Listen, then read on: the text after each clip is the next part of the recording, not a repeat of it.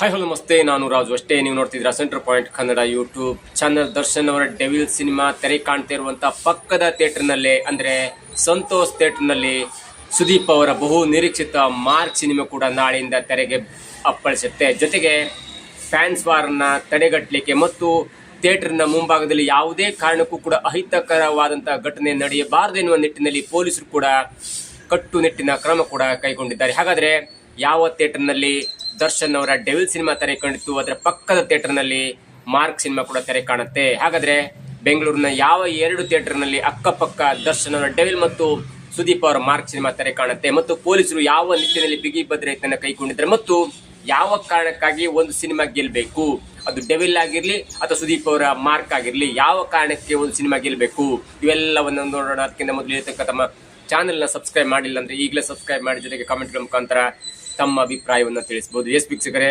ಸುದೀಪ್ ಅಭಿನಯದ mark cinema ನಾಳೆ ಬೆಳಗ್ಗೆಯಿಂದ ಸರಿಸುಮಾರು 500ಕ್ಕೂ ಹೆಚ್ಚು ಥಿಯೇಟರ್ಗಳಲ್ಲಿ ಅಥವಾ ತೆರೆ ಮೇಲೆ ಬರುತ್ತೆ. ಮಾರ್ಕ್ ಎನ್ನುವಂಥ ಒಂದು ಅದ್ಧೂರಿಯಾದಂಥ ಸಿನಿಮಾ. ಮಾರ್ಕ್ ಟ್ರೇಲರ್ ಬಿಡುಗಡೆಯಾದಾಗ ನಾನು ಕೂಡ ಟ್ರೇಲರ್ನ ನೋಡಿ ರಿವ್ಯೂ ಮಾಡಿದ್ದೆ. ಲೈನ್ನಲ್ಲಿ ಹೇಳೋದಾದರೆ ಮಾರ್ಕ್ ಸಿನಿಮಾದ ಟ್ರೇಲರ್ ಅದ್ಭುತವಾಗಿ ಮೂಡಿ ಬಂದಿತ್ತು. ಜೊತೆಗೆ ಒಂದು ಸಿನಿಮಾ ಕೂಡ ಗೆಲ್ಲಲೇಬೇಕು, ಅದಕ್ಕೆ ನಾನಾ ಕಾರಣ ಕೂಡ ಆಮೇಲೆ ಹೇಳ್ತೇನೆ. ಇನ್ನು ಈ ಫ್ಯಾನ್ಸ್ ವಾರ್ ಯಾಕಾಗತ್ತೆ ಅಥವಾ ಈ ಫ್ಯಾನ್ಸ್ ವಾರ್ನ ಮೂಲ ಉದ್ದೇಶ ಏನು ಎಲ್ಲವನ್ನ ನಾವು ಪಕ್ಕಕ್ಕಿಟ್ಟು ನೋಡೋದಾದ್ರೆ ಮಾರ್ಕ್ ಸಿನಿಮಾ ಗೆಲ್ಲಲೇಬೇಕು ಮತ್ತು ಮಾರ್ಕ್ ಸಿನಿಮಾ ಗೆಲ್ಲುವಂತ ಎಲ್ಲಾ ಸಾಧ್ಯತೆ ಕೂಡ ಮತ್ತು ಎಲ್ಲಾ ಲಕ್ಷಣ ಕೂಡ ಟ್ರೇಲರ್ ನಲ್ಲಿ ಕಂಡು ಬರುತ್ತೆ. ಇನ್ನು ಕಳೆದ ವರ್ಷ 2024 ಡಿಸೆಂಬರ್ 25ರಂದು ತೆರೆ ಕಂಡಂತ ಮ್ಯಾಕ್ಸ್ ಸಿನಿಮಾದಲ್ಲಿ ಒಂದು ಪೊಲೀಸ್ ಇನ್ಸ್ಪೆಕ್ಟರ್ ಆಗಿ ಸುದೀಪ್ ಅವರು ತಮ್ಮ ಪಾತ್ರವನ್ನ ನಿರ್ವಹಿಸಿದ್ರು. ಇನ್ನು ಮಾರ್ಕ್ ಸಿನಿಮಾಕ್ಕೆ ಬರೋದಾದ್ರೆ ಮ್ಯಾಕ್ಸ್ ಸಿನಿಮಾದಲ್ಲಿ ಪೊಲೀಸ್ ಇನ್ಸ್ಪೆಕ್ಟರ್ ಆಗಿ ಪಾತ್ರವನ್ನು ಮಾಡಿದ್ರು. ಆದರೆ ಮಾರ್ಕ್ ಸಿನಿಮಾಕ್ಕೆ ಬರೋದಾದ್ರೆ ಮಾರ್ಕ್ ಸಿನಿಮಾದಲ್ಲಿ ಸ್ವಲ್ಪ ಉನ್ನತವಾದಂಥ ಹುದ್ದೆಯಾದಂಥ SP ಹುದ್ದೆ ಏನಂದ್ರೆ ಸೂಪರಿಂಟೆಂಡೆಂಟ್ ಆಫ್ ಪೊಲೀಸ್ ಪಾತ್ರವನ್ನ ಸುದೀಪ್ ಅವರು ಮಾಡಿದರೆ, ಜೊತೆಗೆ ಅದಕ್ಕೆ ಸ್ವಲ್ಪ ಅಧಿಕಾರ ಕೂಡ ಜಾಸ್ತಿ ಇದೆ. ಇನ್ನು ಮ್ಯಾಕ್ಸ್ ಸಿನಿಮಾ ಕೇವಲ ಒಂದು ದಿನದಲ್ಲಿ ನಡೆಯುವಂಥ ಘಟನೆ ಆದರೆ ಮಾರ್ಕ್ ಸಿನಿಮಾ ಒಂದು ಪೊಲಿಟಿಕಲ್ ಅಜೆಂಡಾ ಹೊತ್ತಿರುವಂಥ ಒಂದು ರಾಜಕಾರಣಿಗಳ ದೌರ್ಜನ್ಯದ ಜೊತೆಗೆ ಒಂದು ಅಪಹರಣದ ಸುತ್ತ ನಡೆಯುವಂಥ ಒಂದು ಕಥೆಯಾಗಿದೆ. ಜೊತೆಗೆ ಅಧಿಕಾರ ಇಲ್ಲದೆ ಇರಲಿ ಅಥವಾ ಸಸ್ಪೆಂಡ್ ಆಗಿರಲಿ, ಯಾವತ್ತೂ ಕೂಡ ಮಾರ್ಕ್ ಖಂಡಯ್ಯ ಎನ್ನುವಂಥ ವ್ಯಕ್ತಿ ಜನರ ಸೇವೆಗಾಗಿ ನಿಲ್ತಾನೆ ಎನ್ನುವಂಥ ಒಂದು ಅಜೆಂಡಾವನ್ನು ಇಟ್ಕೊಂಡು ಸಿನಿಮಾ ತೆರೆಗೆ ಬರುತ್ತೆ. ಮತ್ತು ಮಾರ್ಕ್ ಸಿನಿಮಾ ಆಗಲಿ ಮ್ಯಾಕ್ಸ್ ಸಿನಿಮಾ ಆಗಲಿ ಎರಡೂ ಕೂಡ ವಿಜಯ್ ಕಾರ್ತಿಕ್ ಎನ್ನುವಂಥ ತಮಿಳಿನ ಡೈರೆಕ್ಟರ್ ಅವರು ನಿರ್ದೇಶನ ಮಾಡಿದ್ದಾರೆ. ಮತ್ತೆ ಅಜನೀಶ್ ಲೋಕನಾಥ್ ಎನ್ನುವಂಥ ಒಬ್ಬ ಮ್ಯೂಸಿಕ್ ಮಾಂತ್ರಿಕನ ಒಂದು ಮ್ಯೂಸಿಕ್ ಕೈ ಚಳಕ ಕೂಡ ಇದೆ. ಇನ್ನು ಫ್ಯಾನ್ಸ್ ವಾರ್ ಅಥವಾ ಸುದೀಪ್ ಅವರ ಕಳೆದ ಒಂದು 2 ದಿನಗಳ ಹಿಂದಿನ ಸ್ಟೇಟ್ಮೆಂಟ್ ಎನ್ನುವುದನ್ನ ನೋಡ್ತಾ ಹೋದ್ರೆ ಸುದೀಪ್ ಅವರು ಯಾವುದೇ ಒಂದು ವ್ಯಕ್ತಿಯ ವಿರುದ್ಧವಾಗಿ ಮಾತನಾಡಿದ್ದು ಅಂತ ನಮ್ಗನ್ಸಲ್ಲ. ಯಾಕಂದ್ರೆ ಸುದೀಪ್ ಅವರಿಗೆ ಒಂದು 25-30 ವರ್ಷಗಳ ಒಂದು ಸಿನಿಮಾ ಇತಿಹಾಸ ಇದೆ. ಸುದೀಪ್ ಅವರು ಕೂಡ ಒಂದು ಗೋಲ್ಡನ್ ಸ್ಪೂನ್ ಇಟ್ಕೊಂಡು ಹುಟ್ಟಿದಂಥವ್ರು, ಜೊತೆಗೆ ಸಿನಿಮಾ ವಿಭಾಗದ ಎಲ್ಲಾ ವಿಭಾಗದಲ್ಲೂ ಕೆಲಸ ಮಾಡಿದಂಥವ್ರು. ಅವರಿಗೆ ನಟನೆ ಗೊತ್ತಿದೆ, ನಿರ್ದೇಶನ ಗೊತ್ತಿದೆ, ಎಡಿಟಿಂಗ್ ಗೊತ್ತಿದೆ, ಜೊತೆಗೆ ಹಾಡು ಹೇಳ್ತಾರೆ. ಡೈಲಾಗ್ ವಿಷಯಕ್ಕೆ ಬಂದಾಗ ಬೇಸ್ ವಹಿಸಿದೆ.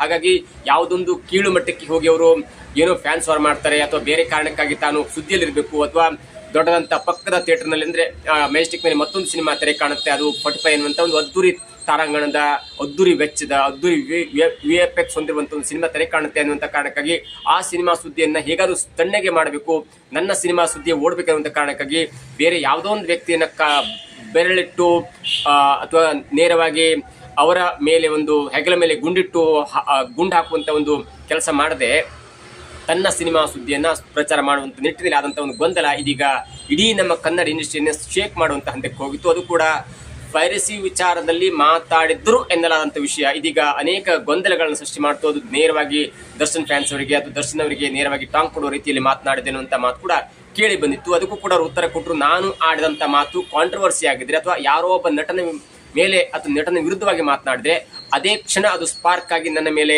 ಅನೇಕ ಪತ್ರಕರ್ತರು ಕ್ವಶನ್ ಕೇಳಬೇಕು. ಯಾಕಂದ್ರೆ ನಾನು ಹುಬ್ಬಳ್ಳಿಯಲ್ಲಿ ಗಂಡು ಮೆಟ್ಟಿದ ನಾಡಲ್ಲಿ ಮಾತನಾಡುವಾಗಲೇ 1000 ಜನ ಇದ್ರು, 100 ಜನ ಪತ್ರಕರ್ತರಿದ್ರು.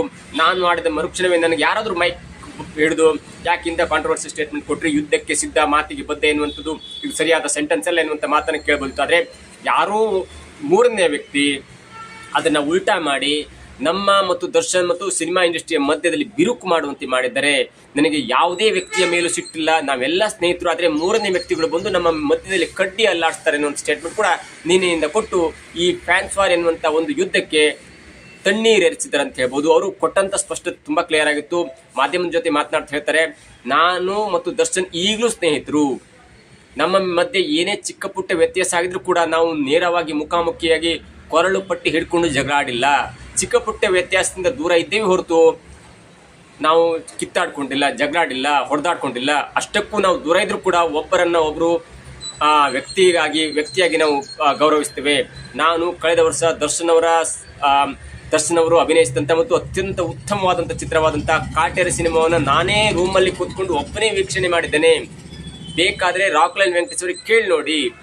ದರ್ಶನ್ ಅವರ ಬಗ್ಗೆ ಸಿನಿಮಾವನ್ನು ನೋಡಿ, ದರ್ಶನ್ ಅವರ ಕಾಟೇರ ಸಿನಿಮಾವನ್ನು ನೋಡಿ ಹಾಡಿ ಹೊಗಳಿ ಗಂಟೆಗಟ್ಟಲೆ ರಾಕ್ಲೈನ್ ವೆಂಕಟೇಶ್ ಅವರ ಜೊತೆ ಮಾತನಾಡಿದ್ದೇನೆ.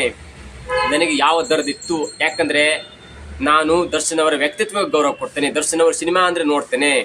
ಅದು ತುಂಬ ಹಿಂದಿನ ಸಿನಿಮಾ ಅಲ್ಲ, 16 ವರ್ಷಗಳ ಹಿಂದಿನ ಸಿನಿಮಾ ಅಲ್ಲ. ಕಳೆದ 1.5 ವರ್ಷಗಳ ಹಿಂದೆ ತೆರೆಕಂಡಂಥ ಕಾಟೇರ ಸಿನಿಮಾ ಸದ್ದು ಮಾಡುವಾಗ ನಾನೇ ಸಿನಿಮಾದ ಒಂದು ಪ್ರಿಂಟ್ ಅನ್ನು ತೆಗೆಸಿಕೊಂಡು ನನ್ನ ಮನೆಯಲ್ಲಿ ದೊಡ್ಡ ಹಾಲ್ನಲ್ಲಿ ಕುಳಿತು ಒಬ್ಬನೇ ನೋಡಿದ್ದೇನೆ. ಹಾಗಾಗಿ ನಾನು ಕಾಟೇರ ಸಿನಿಮಾವನ್ನು ಯಾಕೆ ನೋಡಿದೆ ಅಂದರೆ ಆ ವ್ಯಕ್ತಿ ಮೇಲೆ ಗೌರವ ಇತ್ತು ಮತ್ತು ಆ ಸಿನಿಮಾ ಅಷ್ಟು ಚೆನ್ನಾಗಿ ಬಂದಿತ್ತು. ಹಾಗಾಗಿ ನಾನು ಈ ಮೊನ್ನೆ ಆಡಿದಂಥ ಮಾತು ವಿಜಯಲಕ್ಷ್ಮಿ ಅವರಿಗೋ ದರ್ಶನ್ ಫ್ಯಾನ್ಸ್ರಿಗೋ ತಲುಪಿದ್ರೆ ಅದು ನಾನು ಕಾರಣ ಅಲ್ಲ, ನೀವು ಸೃಷ್ಟಿ ಮಾಡಿದಂಥ ವಿಷಯ. ಅದು ನಾನು ಹೇಳಬೇಕಾಗಿದ್ದನ್ನು ನೇರವಾಗಿ ಹೇಳಿದೆ. ಆದರೆ ನೀವು ಎಲ್ಲೋ ಒಂದು ಕೊಟ್ಟು ತಿರುಚಿ ಅದನ್ನು ಪೈರಸಿಗೋ ಅದನ್ನು ದರ್ಶನ್ ಅವರ ಅಭಿಮಾನಿಗೋ ಅಥವಾ ಅದನ್ನು ವಿಜಯಲಕ್ಷ್ಮಿ ಅವರಿಗೋ ಹೇಳಿ ಅದನ್ನು ಏನೇನೋ ಕಲ್ಲೋಲ ಮಾಡೋದಕ್ಕೆ ಕೂಡ ನೀವು ಎನ್ನುವಂಥ ಮಾತನ್ನು ಹೇಳಿ ಅಷ್ಟರ ಮಟ್ಟಿಗೆ ಫ್ಯಾನ್ಸ್ ವಾರ್ ಅಥವಾ ಸುದೀಪ್ ಅವರು ಕೊಟ್ಟಂತ ಈ ಕಾಂಟ್ರವರ್ಸಿ ಸ್ಟೇಟ್ಮೆಂಟ್ಗೆ ತಣ್ಣೀರು ಎರಚುವಂತ ಸುದೀಪ್ ವಿಷಯವನ್ನ ಅಥವಾ ಆ ಗೊಂದಲಕ್ಕೆ ಒಂದು ಫುಲ್ ಸ್ಟಾಪ್ ಇಡುವಂತ ವಿಷಯವನ್ನ ಸುದೀಪ್ ಅವರು ಸುತ್ತ ಹೇಳಿದ್ರು. ಇನ್ನು ಸುದೀಪ್ ಅವರ ಮೇಲೆ ಅನೇಕ ಒಂದು ಗೊಂದಲ ವಿಚಾರವಾಗಿ ಅನೇಕ ಟ್ರೋಲ್ಗಳು ಕೂಡ ಉಂಟಾದವು ಮತ್ತು ನೇರವಾಗಿ ವಿಜಯಲಕ್ಷ್ಮಿ ಅವರಿಗೆ ಮಾತನಾಡಿದಂಥ ರೀತಿಯಲ್ಲಿ ತಲುಪಿ ವಿಜಯಲಕ್ಷ್ಮಿ ಅವರು ಕೂಡ ಕೆಲವೊಂದು ವಿಷಯವನ್ನು ಹೇಳುವಂತ ನಿಟ್ಟಿನಲ್ಲಿ ಹೋದ್ರು.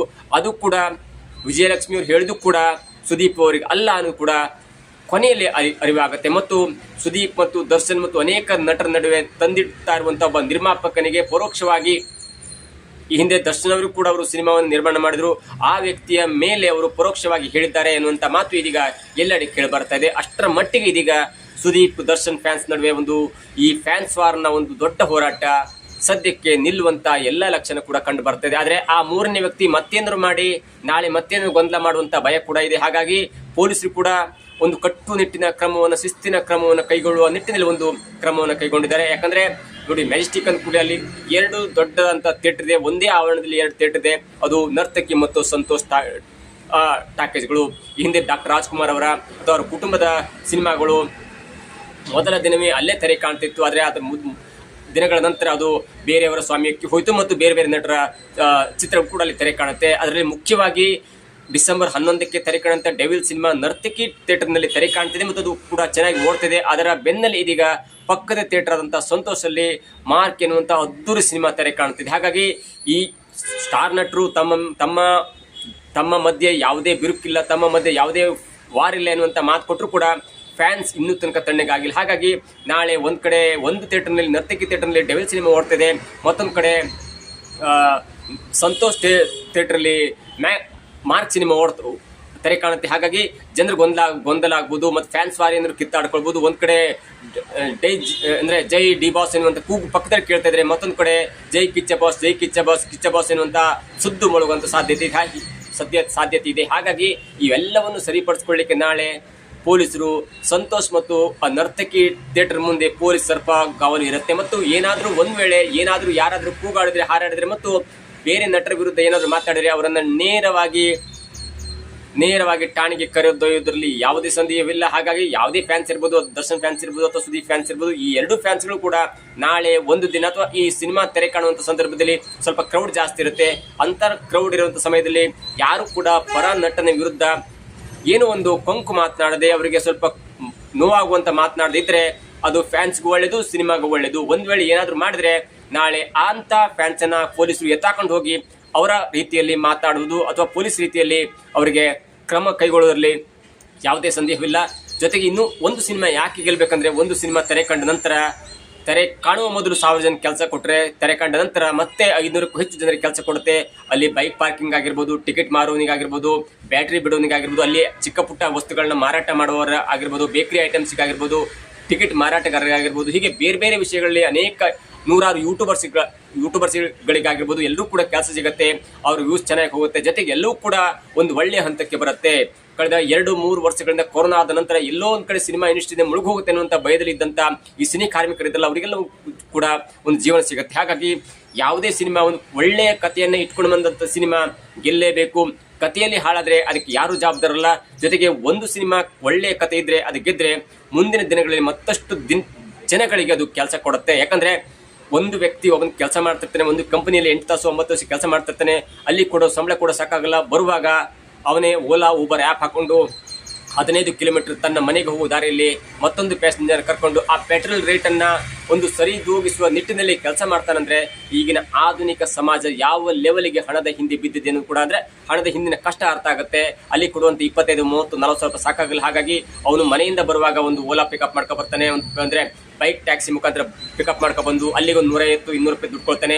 ಅದಾದ ನಂತರ ಕೆಲಸ ಮುಗಿಸಿ ಮನೆಗೆ ಹೋಗುವಾಗ ಮತ್ತೆ ಓಲಾ ಆ್ಯಪ್ ಅಥವಾ ಊಬರ್ ಆ್ಯಪನ್ನು ಆನ್ ಮಾಡಿಕೊಂಡು ತನ್ನ ದಾರಿಗೆ ಯಾರಾದರೂ ಕಸ್ಟಮರ್ಸ್ ಬಂದರೆ ಅವರನ್ನು ಕರ್ಕೊಂಡೋಗಿ ಅಂದರೆ ಹಿಂದ್ಗಡೆ ಕೂರಿಸ್ಕೊಂಡು ಅಲ್ಲಿ ಬಿಟ್ಟು ತನ್ನ ಮನೆಗೆ ಹೋಗ್ತಾನೆ. ಅಲ್ಲೊಂದು 200 ರೂಪಾಯಿ ಆಗುತ್ತೆ. ಹಾಗಾಗಿ ಒಂದು 300-400 ರೂಪಾಯಿ ವ್ಯವಹಾರ ಮಾಡ್ತಾನೆ, ಎಕ್ಸ್ಟ್ರಾ ದುಡಿತಾನೆ ಮತ್ತು 2-3 ಗಂಟೆಗಳ ಎಕ್ಸ್ಟ್ರಾ ದುಡಿತಾನೆ. ಅಂದರೆ ಈ ಆಧುನಿಕ ಸಮಾಜದಲ್ಲಿ ಹಣವಿಲ್ಲದೆ ಬದುಕುವುದು ಎಷ್ಟು ಕಷ್ಟ ಅನ್ನೋದು ಪ್ರತಿಯೊಬ್ಬರಿಗೂ ಅರ್ಥ ಆಗುತ್ತೆ. ಹಾಗಾಗಿ ಒಂದು ಸಿನಿಮಾ ಯಾಕೆ ಗೆಲ್ಲಬೇಕಂದ್ರೆ ಒಂದು ಸಿನಿಮಾವನ್ನೇ ನಂಬ್ಕೊಂಡು ಸಾವಿರಾರು ಜನ ಇರ್ತಾರೆ. ಒಂದು ಸಿನಿಮಾ ತೆರೆ ಕಂಡು ಹಿಟ್ಟಾದ್ರೆ ಮತ್ತೆ ನಮಗೆ ಕೆಲಸ ಸಿಗ್ಬೋದು. ಒಂದು ವೇಳೆ ಆ ಸಿನಿಮಾ ಫ್ಲಾಪ್ ಆದ್ರೆ ಆ ನಿರ್ಮಾಪಕ ಮತ್ತೆ ಸಿನಿಮಾ ಮಾಡಲ್ಲ.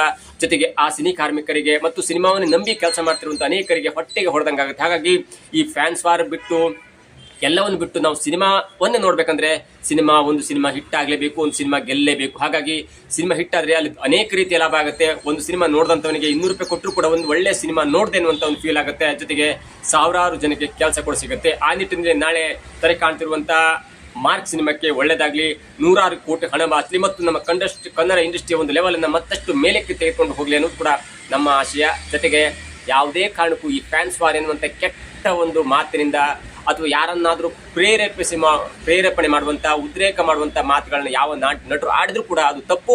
ಜೊತೆಗೆ ಆ ಆಡಿದ ಮಾತಿಗೆ ಅದೇ ಕ್ಷಣ ಸ್ಪಷ್ಟತೆ ಕೊಟ್ಟರೆ ಅದು ಯಾವುದೇ ಕಾರಣಕ್ಕೂ ದೊಡ್ಡ ಗೊಂದಲ ಆಗಲ್ಲ, ದೊಡ್ಡ ಒಂದು ಕಿರಿಕಾಗಲ್ಲ, ದೊಡ್ಡ ಊಹಾಪೋಹ ಆಗಲ್ಲ. ಅಷ್ಟರ ಮಟ್ಟಿಗೆ ಈ ಹಿಂದೆ ಏನೇ ಆದರೂ ಕೂಡ ನಾಳೆ ತೆರೆ ಕಾಣ್ತಾ ಇರುವಂಥ ಮಾರ್ಕ್ ಸಿನಿಮಾ ಗೆಲ್ಲಬೇಕು. ಜೊತೆಗೆ ಮಾರ್ಕ್ ಸಿನಿಮಾದ ಜೊತೆಗೆ ಹೋಗ್ತಾ ಇರುವಂಥ ಡೆವಿಲ್ ಸಿನಿಮಾ ಕೂಡ ಹಿಟ್ ಆಗಬೇಕು. ಜೊತೆಗೆ ಪಕ್ಕದ ಥಿಯೇಟರ್ ಆದಂಥ ತ್ರಿವೇಣಿಯಲ್ಲಿ ತೆರೆ ಕಾಣ್ತಿರುವಂಥ ಬಹು ನಿರೀಕ್ಷಿತ ಸಿನಿಮಾ, ಬಹು ವೆಚ್ಚದ ಸಿನಿಮಾ, ಬಹು ತಾರಾಗಣದ ಸಿನಿಮಾ 45 ಕೂಡ ಹಿಟ್ ಆಗಬೇಕು.